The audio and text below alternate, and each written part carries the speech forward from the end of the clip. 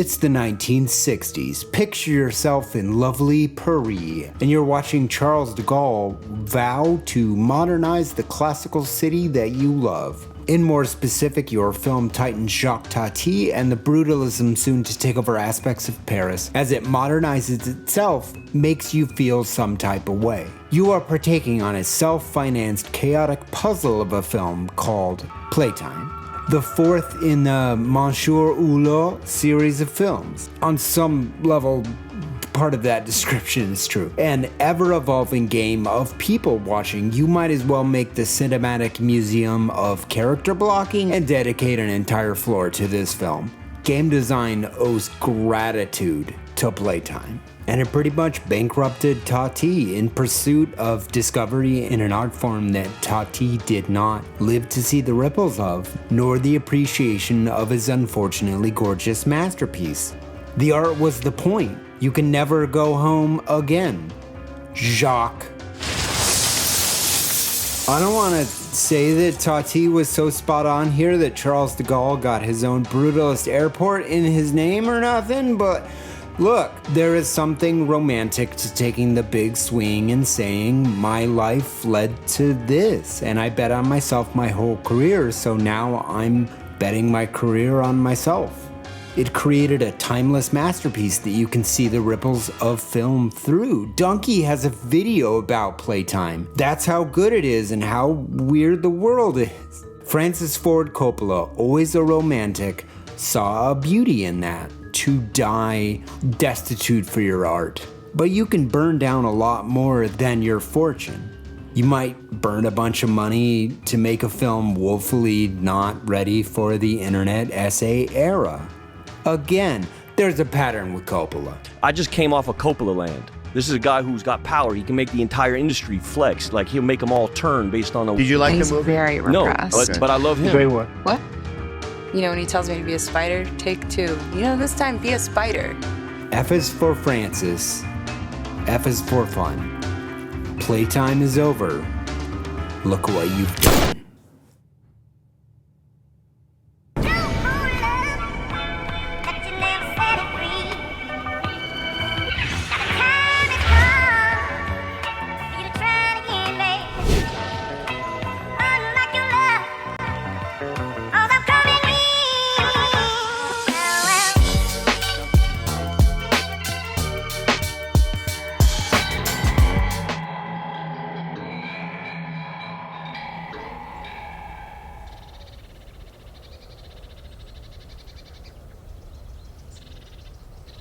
Every artist rages against the relentless onslaught of time. The pull to make our definitive masterpiece that will heal the world before we go. But you cannot heal the world. You can't master a craft at the speed Earth hurts itself. Too real? Welcome to a film not ready for the world. A metaphor for an era for a painting. Effectively goobity poop. Peter Pan, in this instance, is Francis Ford Coppola, which is simultaneously a metaphor for Johnny Quest screaming in his underwear on the Venture Brothers. Look, the metaphor has to always go past the point of constrainability. Coppola loves that. The Lost Boy with tenure. This time, it was supposed to be play about having fun. It'll work out in the end and go. And even if you finance the movie yourself, big budget filmmaking is not made for agility. That I got to make in the 70s, and I'm pretty much known for, 5 years where I made The Godfather and Conversation and Godfather 2 and Apocalypse. And that was purely that we were just running too fast for anyone to stop us. Coppola has always been well-documented, capital C, controversial. From drug-fueled set chaos that endangered multiple actors, but there's something in this dude's approach to art that I relate to. The art of creation is the journey. He ran a film studio that mentored young people in the cinematic arts. His heart is so in the right place that a film called One from the Heart would be one of his many fiascos. Got a lot of people's hopes up to see a different way to make a movie. me, born from the bones of the old world. Pretty Italian when you sit down with it for any length of time. Starting a studio to help people against the grain of the studio system is a goal I would bleed for. But if you run a studio where the influence of artistic wonder is the stated goal, you probably shouldn't spend a news media obsession amount of money rebuilding Las Vegas on the studio backlot. Wonderful cinematography for a small movie about an inconsequential relationship. I said what I said, Raul Julia for life.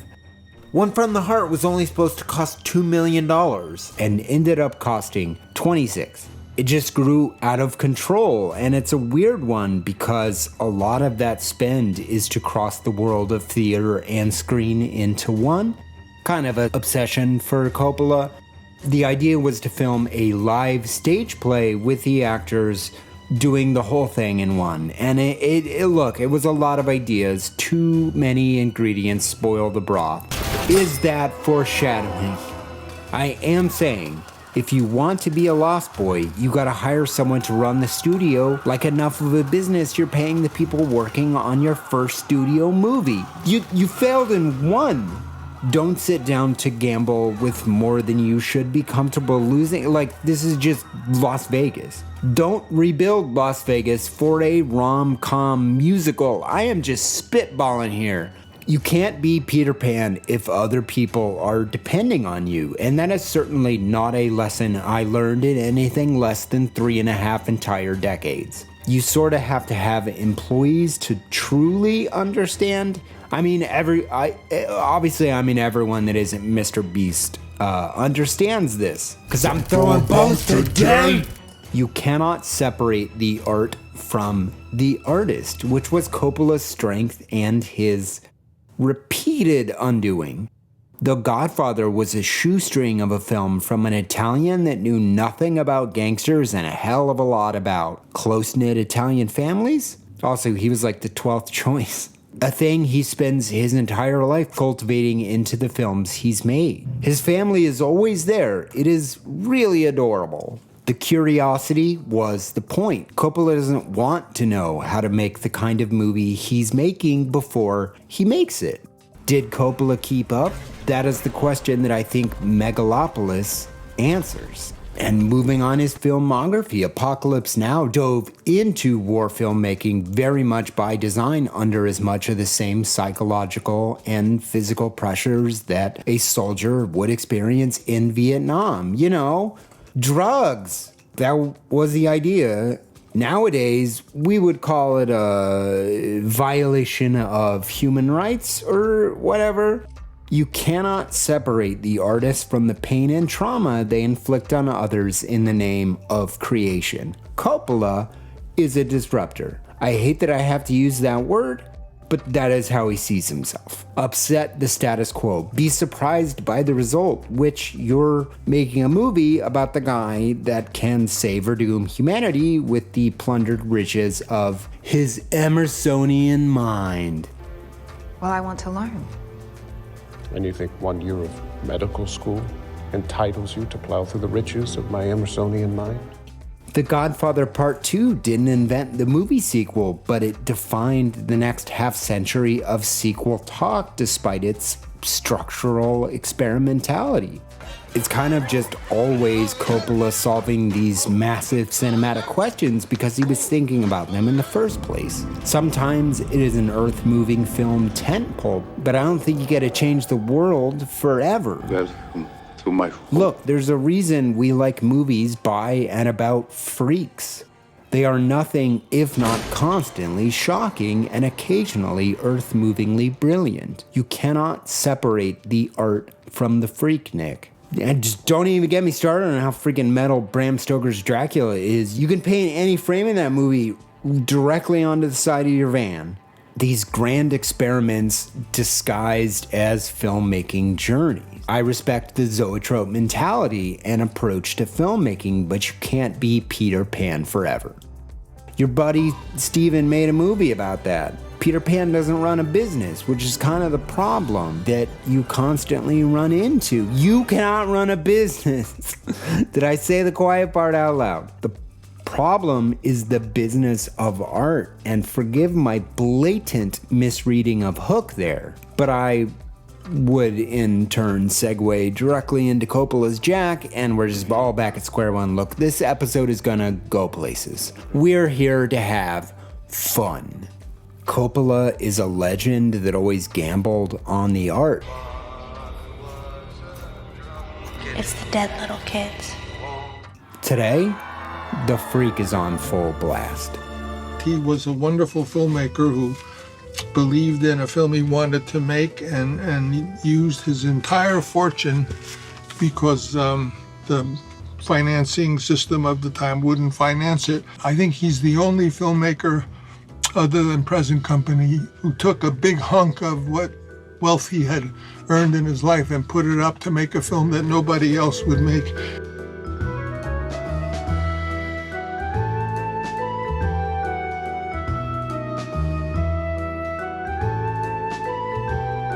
You know why I'm doing this movie? I have money, I already have fame, I already have Oscars. What do I get that I want? Some fun. I want to have fun. The thing about working on a story for at least 40 years is it will likely be nonsensical, bloated, and probably not the opus that you always imagined it to be. If the idea took 40 years to bake, it might be unevenly cooked. I know what you want. I know what you want. It's just that that's a great I know what you want. shot. I know what you want. I know what you want. Say a prayer. We need to approach this with a full understanding of the goal. Coppola loves to jump off of buildings, parachute be damned. Anytime he could risk, and I say this with love, anytime he could risk the jobs of everyone around him for the sake of his art, he would. There is an artistic abandon here you rarely see. He imagines the movie for decades, and when the price tag estimate comes back from production, it's a much more manageable $60 million. Coppola wants a bigger movie, so it's $120 million now. The biggest, the best, the funnest, the most, a career has led to this, the magnum opus. We are here. We are powerful. We see table reads from different decades, and it doesn't feel largely reworked script-wise between generations. I get it, this is beyond incredible. Francis is 85, this is all absolutely a miracle in the dang first place. What harm could it do? Spooky music and a scream, sound effects, do horror stuff. To set some records straight, Francis sold part of his wine business for $500 million. This sale covered the $120 million price tag to make the movie and the $20 to $30 million to market it. But don't feel too bad, as Francis loves to frame this as him dying for his art. His family is taken care of forever. This made me feel better than the romantic idea everyone kind of ran with this movie.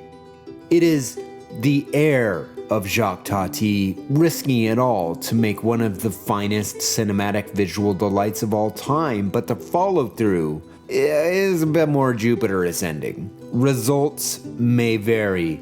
This whole idea initially crystallizes on the set of Apocalypse Now, but that's the story everyone tells.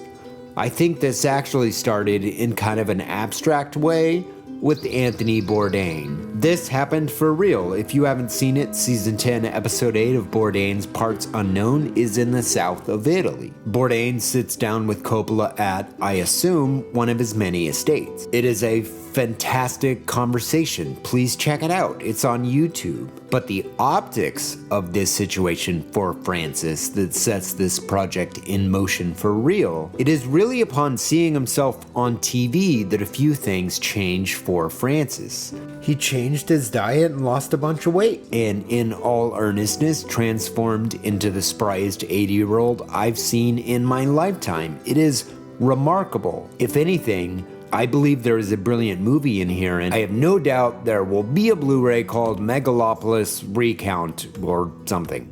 He always does that. I want to work on that. Francis, call me. Anyway, Coppola saw himself on TV and decided that That was not the way he was going to leave this world. He was going to lose weight and make Megalopolis his dream. The whisper nagging through his career. He sets about to make the impossible movie in the back of his mind since the jungles of the Philippines and all those decades ago. About art, about life, about existence, about society, the rise and fall of civilizations, the everything movie. After all that time, the actual shooting of this movie goes off less than dramatically, minus a ball-busting Shia LaBeouf, which is an energy that never truly goes away from the entire production. He stays Peter Pan. I think if there's one consistent in Coppola's career, it's that he'll see movies in his mind that do not align with public interests. Soldiers quote Apocalypse Now to this day. Gangsters idolize The Godfather. Poetry is content.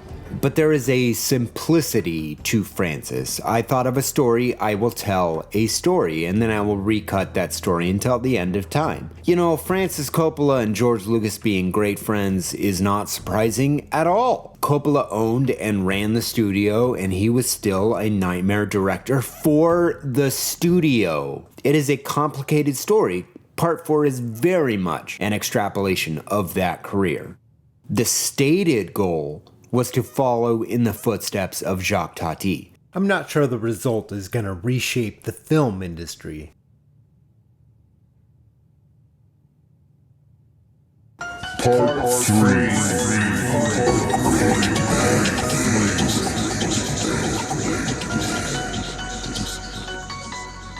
The story goes like this. Sometime in the indiscriminate future, it will take a great man to save us.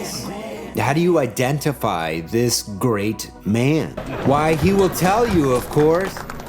To be or not to be? Megalopolis is a 2024 film written, directed, financed, and produced by Hollywood icon Francis Ford Coppola. It is a dream he thought about for more than 4 decades, the white whale he would never fully grasp in his hands. A well with no bottom, for you see, the bottom of the well was a mirror. The hubris of man.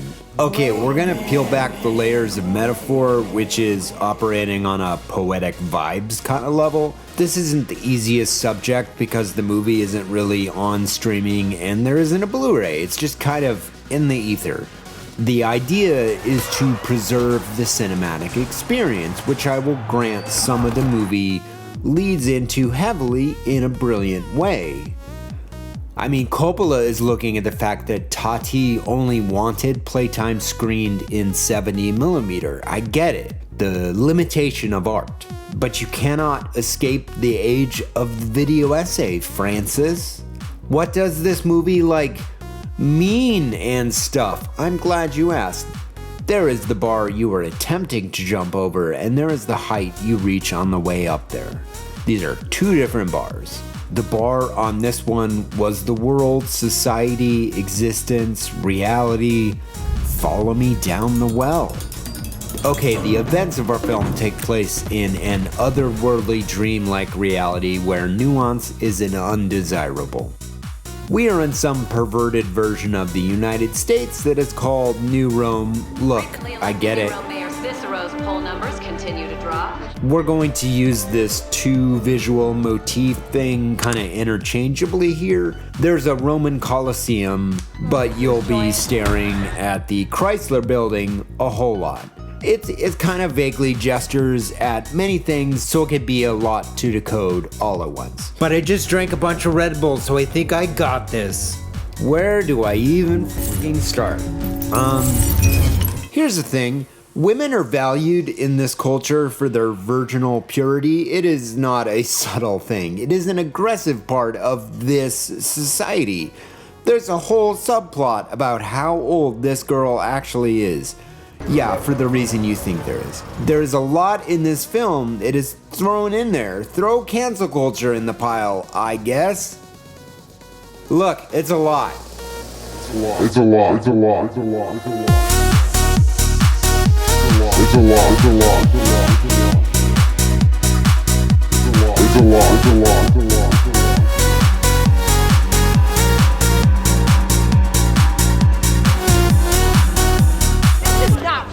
Julia. Wait! We'll just leave a note on the desk here to discuss Coppola and the Bechdel test. I'm making this note for later. Remind me to come back to that. Okay. So, Caesar Catalina takes his first few moments of this film to feud with the mayor, Franklin Cicero. Caesar versus Cicero, which we're going to do a whole star-crossed lover thing with this, so don't worry. What do you mean that's the wrong play? Let's go.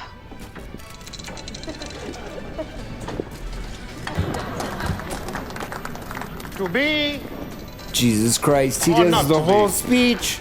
Cicero is a corrupt mayor. Caesar is a great man who invented a building material that is also magical. It is called Megalon, and it's definitely not called clear with a K. But the magic is a metaphor. Look, he's trying to build Akon City, bro. He's a great man. They tussle and disagree in public, but Caesar falls for Cicero's daughter, Julia. I mean, he kind of spends the movie condescending to her at every turn, but I guess he on paper falls for her? Complicating this whole affair, literally, is Val Platinum, played by Aubrey Plaza. Keep the applause going. She is a reporter in the way that a TMZ reporter will bend any rule to get a story. She ends up marrying Rich, but her trophy Voight shoots her in the chest with a tiny bow and arrow. Look, take a break if you need to. This section is going to be a lot. Schedule hydration breaks. Anyway, New Rome is destroyed by a satellite introduced in a side comment, and there is kind of an apocalypse for a second. It is gorgeous, but it is very confusing. Also, it's fine. If anything, we're gonna name check climate change and poverty, but neither of those need a solution. The world is in chaos. I guess all we really need is, say it with me, a great man. Further complicating this symbolistic terrorism is career best Shia LaBeouf trying to find the truth of his enigma. The son of the richest guy in the world. There's a lot of stuff about who owns the bank because that man is really in charge. That's commentary. I think Claudio, a fool, a buffoon, screws everything up. He's the worst. 0 out of 10 for Claudio. Okay, so Claudio hires a guy to take down the great man who will bring us all to Megalon in a scene that legitimately shook me to my core. A young boy walks up to Caesar and asks him for his autograph. This scene goes on for an unreasonable amount of time. You barely even have time to register. He's fine. Actually, it's fine. He's better even. Broken Skull Neo Jesus. Megalon, bro, it's like flex tape for your face and your mind. It turned out he was a great man, and Cicero is actually like super happy about his grandson, so now everyone is friends. And Claudio isn't not Donald Trump, but like metaphors, man, just load up the gun and get blasted. To be short and concise, it's kind of all over the place. It's psychotically reductive about the way society functions and uses symbolism like a garden hose attached to a machine gun. Right at the end of the movie, we are told naming options for Caesar and Julia's child. Not joking. If it's a girl, Sunny Hope, and if it's a boy, He'll be named Francis. No boundaries, and that's how you get into that makes a political leader. It is a remarkably convoluted telling of a very simple story. Your ideological enemy is your friend. But there's a comical evil to defeat. This movie is too much, and I find time for Speed Racer in my rotation. A great man needs no feedback. I am the one who gives the feedback. And so each time I make a movie, I give it everything I have. And I think everyone should, and I think everyone should do everything they do that way. Mr. Rudy, congratulations on passing the bar. Thank you. What the hell is that? Iced tea. Nobody frames a shot like Francis Coppola. That's it. Thanks for coming. Tip your consiglieres. Turn down for what? Okay, Depth. I will use this section to draw into question Coppola's framing of stories, numerous narratives over the years, both off-screen and on. Jacques Tati, for his last film, put all his money in and lost it. And died broke. But who cares if you died broke if you made something that you think is beautiful? Have you ever had nightmares, Francis, that if it had been a disaster, which it certainly isn't, if it had been a disaster, what would you have done?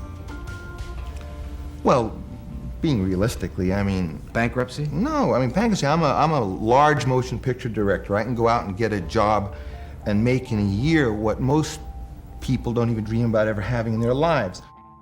You see, I'm doing a thing. The narrative lens of Megalopolis is nested, a puzzle within a hurricane within a bazooka. Coppola has a tendency to frame it as us versus them, the big guys versus the little guys. The guys that own the wine empires versus the bad guys. That's a bit strong, but I do feel that Coppola will frame an argument as we're going to change the studio system.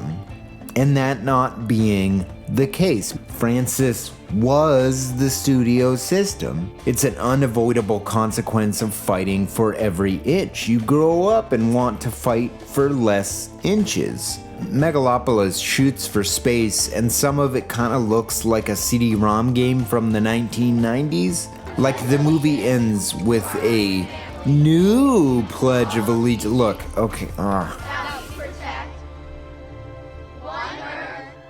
I am saying he plays the underdog card an awful lot for a guy that owned a vineyard. The guy that sold some percentage of vineyard. Anyway, here's his aged thoughts about the nature of wealth, politics, and existence. Megalopolis has a framing problem from its outset. The disruptor has become the old guard. The people in this struggling society never do anything to help themselves. Like, protest in New Rome is an action without weight or consequence. You can't make a movie in pursuit of a counterculture because there is only ever the faint aroma of culture to counter. The people deciding how the world should work have no idea how people, like, exist and stuff. A movie about finding the bleeding edge through the lens of blind nostalgia for a history melange.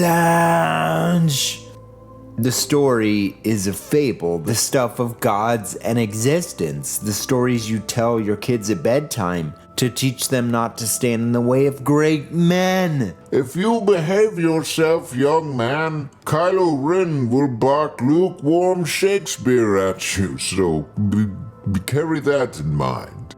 Oh, and Caesar could stop time. Powerful families and silver spoons. The things of classics. In response to winning the worst director at the Razzies, Francis Ford Coppola said this. In this wreck of a world today where art is given scores as if it were professional wrestling, I chose not to follow the gutless rules laid down by an industry so terrified of risk that despite the enormous pool of young talent at its disposal, may not create pictures that will be relevant and alive 50 years from now. Absolutely no lie detected. You sound like Francois Truffaut a bit. Coppola goes on to say, what an honor to stand alongside a great and courageous filmmaker like Jacques Tati, who impoverished himself completely to make one of cinema's most beloved failures, Playtime. My sincere thanks to all my brilliant colleagues who joined me to make our work of art, Megalopolis. And let us remind ourselves that the box office is only about money. And like war, stupidity and politics have no place in our future.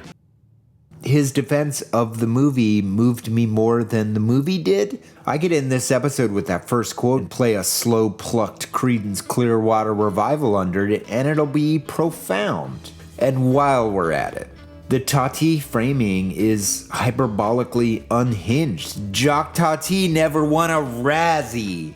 Okay, this is silly. I hate the Razzies. They're bullshit. Reframe the Razzies right into the canyon. New sentence. What is important is that Coppola loves this Tati framing. It's consistently the way that Coppola presents the movie in the public space, and I've no doubt Francis saw himself in this Jacques-ish light, rebelling against the status quo in an avant-garde fashion, but it's also kind of, I am sorry to say, a way to skirt credible criticism.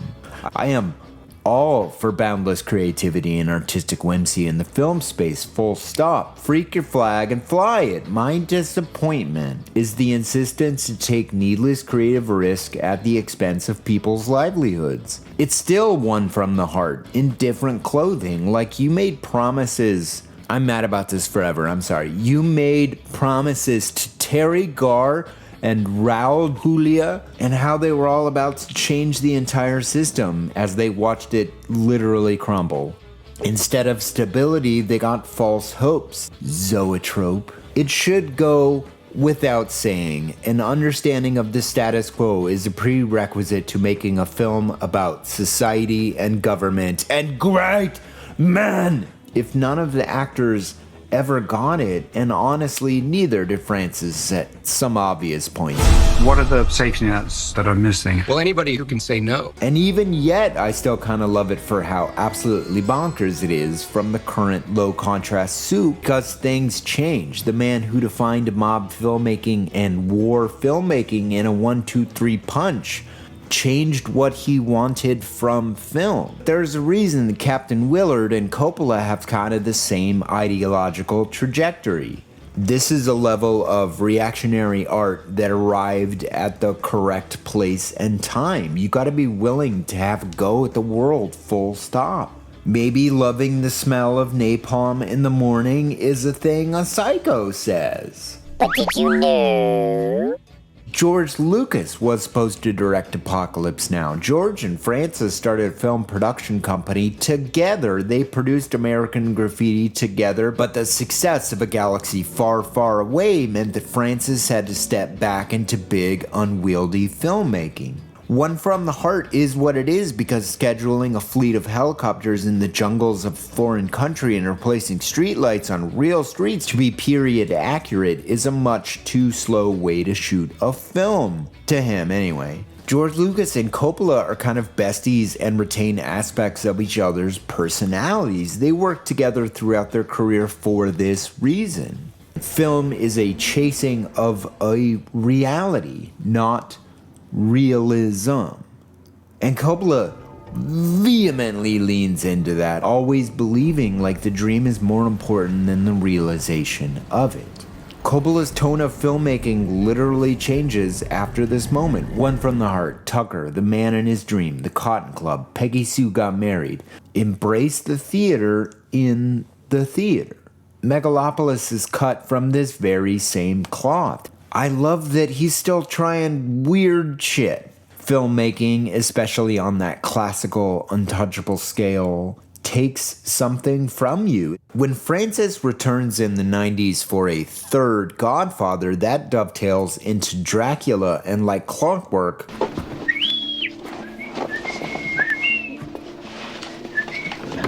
we got Jacques. And probably if you make a movie like Apocalypse Now, it should cost a little bit of yourself, and it very did. It is, after all, what the movie is about. A war commentary so biting the offices leading it were doing genocide to catch the trillest waves. But spending other people's health for that goal is like going to war to make commentary on war. Martin Sheen's heart attack is well documented. The 70s found the limits of how you could even make a movie, which is necessary, if not terrifying, steps to building an industry for its inevitable collapse in 50 years. See, it's poetry, it rhymes. I think Coppola is at his strongest when the freak is out, when he doesn't know what he's doing. He didn't know gangsters or soldiers, and yet he undeniably brought something incredibly dark and explicitly cynical and human to those genres. He is able to tap into something else, which leaves Megalopolis in kind of a weird middle ground. It's about freaks and villains, but it never allows itself to go anywhere truly shocking. The freak is only out behind the scenes. It boils down to what every modern auteur piece boils down to. An extremely oversimplified and yet seemingly endless tome about modern society being solved by referential platitudes. I want to be the Statue of Liberty. Y'all just saying words, though. Oh, both sides just teamed up in the end, and the great men allow a great baby? See, it's all fixed. Okay, well, before that, there's apocalypse, There's an apocalypse to jumpstart the necessity of Caesar's building material invention. This movie goes places and then goes other places without necessarily dealing with, all the people shit. The modern world is not mended by a baby betwixt the squabbles of our greatest families. That's king shit. If you gesture vaguely in enough directions, that's meaning, right? Caesar is an architect that can stop time with some inconsistency. This is not character struggle. He's not doubting himself. There is never anything to attach to because none of it lines up in such a way that you can take anything away, at least for me. Like you started shooting a movie on the volume in Unreal 5 and finished it on a green screen with an entirely different visual effects team. This kind of stuff doesn't just happen. I mean, it's noticeable. It breaks the immersion, which was having trouble holding up as it is, because spoilers, people talk in this movie in this, what is a good example? What do you think of this boner I got? Jacques Tati was afraid of a world that came to exist and made a super entertaining deconstruction of what a film even was. It is Coppola that desires this framing, that of a director giving an all for their art, a running theme since Apocalypse. Megalopolis is afraid of people not being in control. It is terrified of a world without a faultless leader. If we all just smile more, Grandpa can come to the barbecue. Megalopolis and Coppola reaches some truly staggering visual heights, like much of Coppola's catalog, which is why we're going to shift gears and reframe one final time to a very specific Coppola movie in time, one you've probably not seen. Tucker, the Man in His Dream is a late 80s Coppola and Lucas masterpiece / fever dream. And spoiler, I'm going to lay out the next section with that very same movie. However, the way this story in particular falls short exposes a lot. It is really in how you frame it.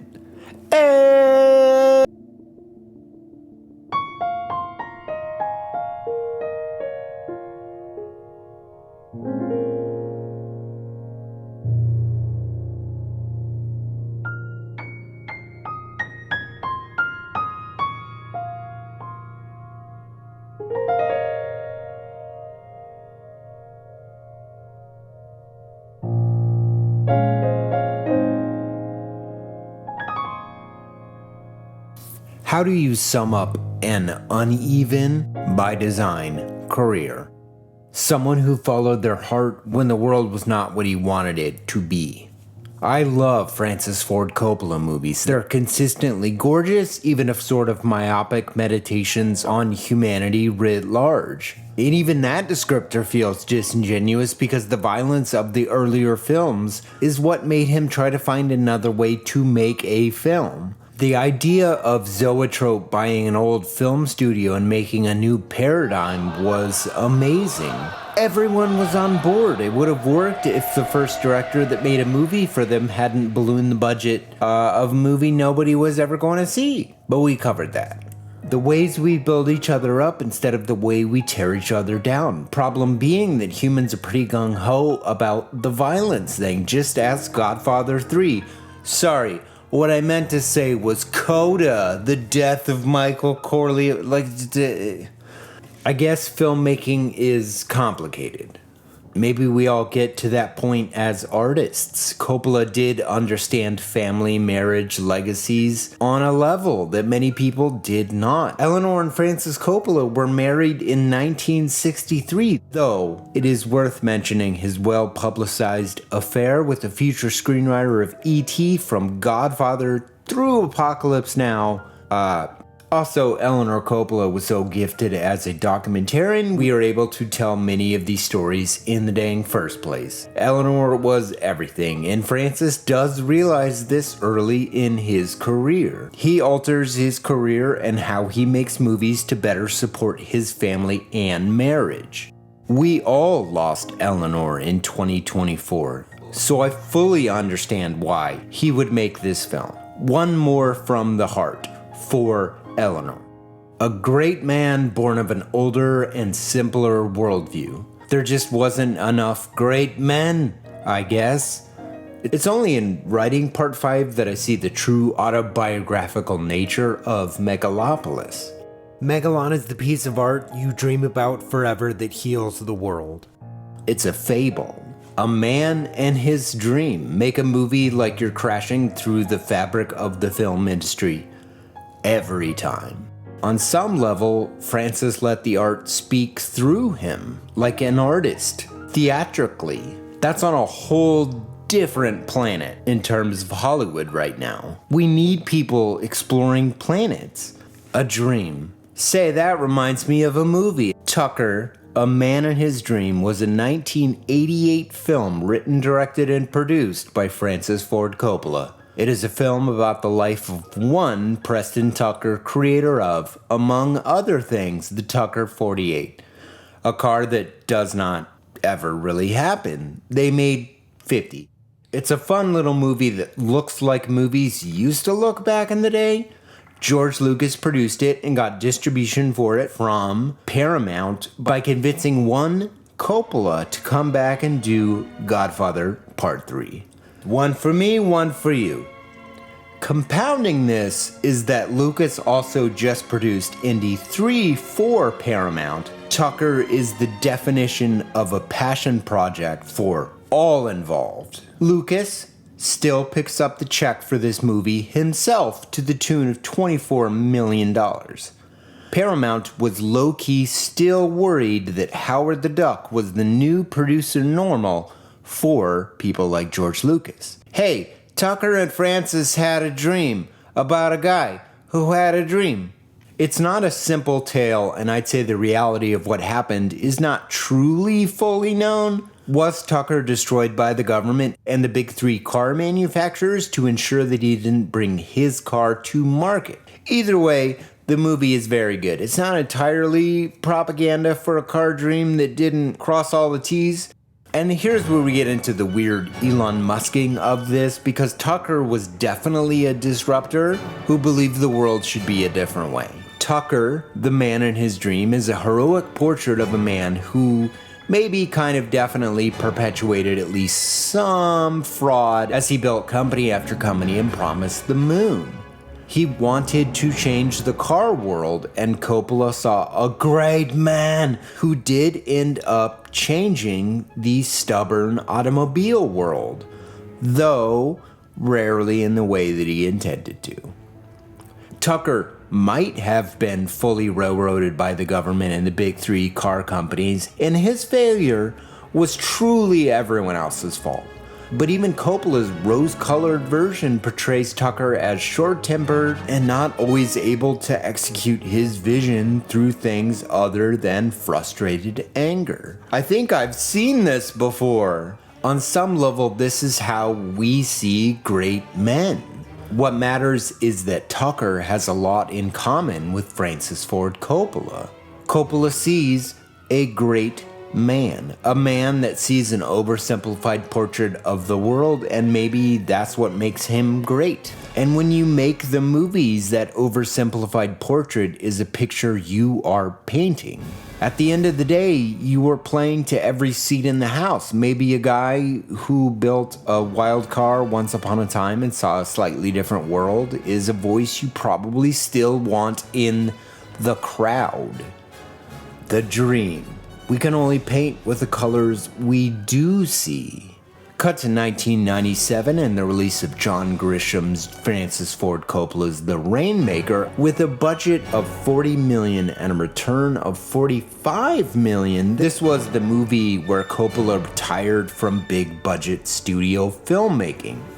Side note, The Rainmaker is John Grisham's favorite adaptation of any of his material, and it is absolutely beautiful. It's kind of a sappy movie sometimes, but it rules. He did a major re-edit on Apocalypse Now, a redux, if you will, and suddenly the filmmaking bug was back again. But the trajectory would be different. Coppola goes on to self-finance and make a film called Tetro, a beautiful and haunting portrait of family life, something Coppola has always had a line in on. It's the follow-up, Twixt, later re-edited and retitled Betwixt Now and Sunrise, that I think reveals a lot about the late career experimental Coppola.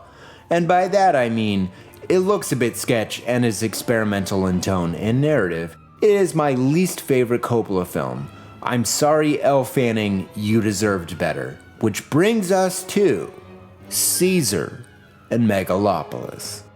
On some level, Megalopolis is a tone poem about the death of America served buffet style by its own incongruence. A story where every man, even the baby, has main character syndrome, and every woman, an awaiting maiden for the arms of a great man.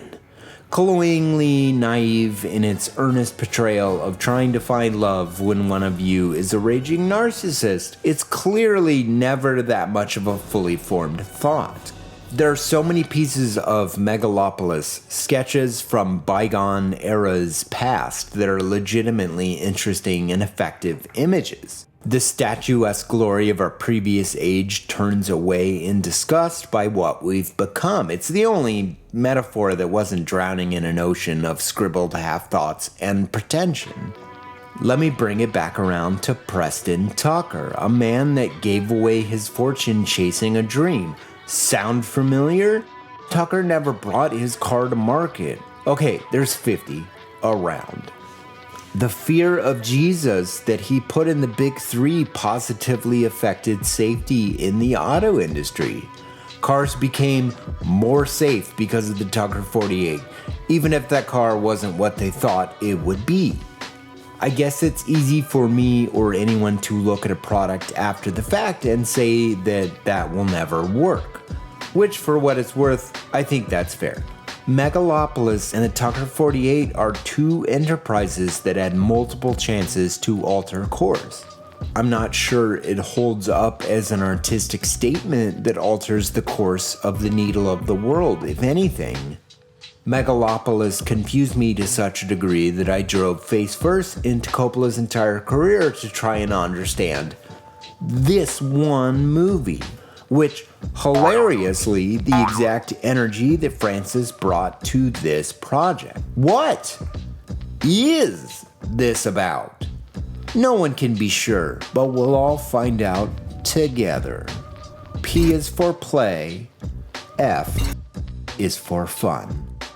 Sometimes, as the end of the road draws near, you shoot more of an experiment than a film, a series of scene fragments where the pieces aren't quite there. There is an ocean more to the movie. It's kind of famous for being itself, the exclamation point at the end of the filmmaking sentence. Megalopolis, a fable that shatters the myth of the great man and didn't even mean to. Perhaps Francis and Tucker truly are the same guy. Which is a pretty good company to be in. I love and am infuriated by Megalopolis, which is assuredly the point. I think we will discuss this film more and more as time goes on. I'm not sure society will soften on it, and I think that's fair. But that was the way Coppola wanted it as well. Maybe he spent his entire career trying to uncover the secret of the great man. Nothing is so terrible as a pretentious movie. I mean, a movie that aspires for something really terrific and doesn't pull it off is shit. It's scum. and everyone will walk on it as such. And that's why poor filmmakers, in a way, that's their greatest horror, is to be pretentious. Only to find somebody dug up the body long ago. To be or not to be? That is the question. Whether 'tis nobler in the mind to suffer the slings and arrows of outrageous fortune, or to take arms against a sea of troubles, and by opposing end them, to die, to sleep no more, and by asleep, to say we end the heartache and the thousand natural shocks that flesh is heir to. 'Tis a consummation devoutly to be wished, to die, to sleep. To sleep. Chance to dream. Ah, there's the rub. For in that sleep of death where dreams may come when we have shuffled off this mortal coil, must give us pause.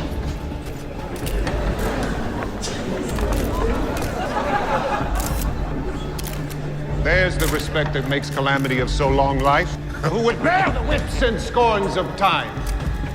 The oppressor's wrong, the proud man's contumely, the pains of despised love, the law's delay, the insolence of office, and the spurns and patient merit of the unworthy takes, when he himself might in his quietus make with a bare bodkin. Where's my bodkin?